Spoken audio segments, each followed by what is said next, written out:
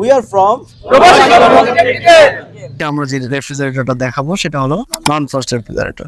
যে এই বডিটার ভিতরে আসলে কি আছে, এর ভিতরে যে স্ট্রাকচারটা আছে, ভিতরে যে ইলেকট্রিক্যাল কানেকশন গুলো আছে এবং এর বাতাস এয়ার ফ্লো যেটা আছে সেটা আমরা নিয়ে আজকে আলোচনা করব। এখন এই যে নন ফ্রস্ট রেফ্রিজারেটরে যে ফ্রস্ট টাইপ রেফ্রিজারেটর আছে তার থেকে কিন্তু এর ইলেকট্রিসিটি অনেক কম কনজিউম হয়, খরচ কম হয়। এবং ফ্রস্ট টাইপ রেফ্রিজারেটর এবং ডিফ্রস্ট টাইপ রেফ্রিজারেটরে কিন্তু ইলেকট্রিসিটি বেশি খরচ হয়। কি কারণে হয়?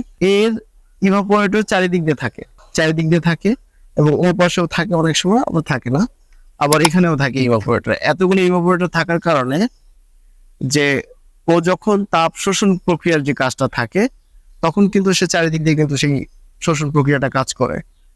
আর নন ফ্রস্ট রেফ্রিজারেটরে তার ইভাপোরেটরটা ছোট থাকে, কম্প্রেসারটা ছোট থাকে, পুরো মেকানিক্যাল সিস্টেমটাই ছোট থাকে, কিন্তু রেফ্রিজারেটরের বডিটা কিন্তু বড় থাকে।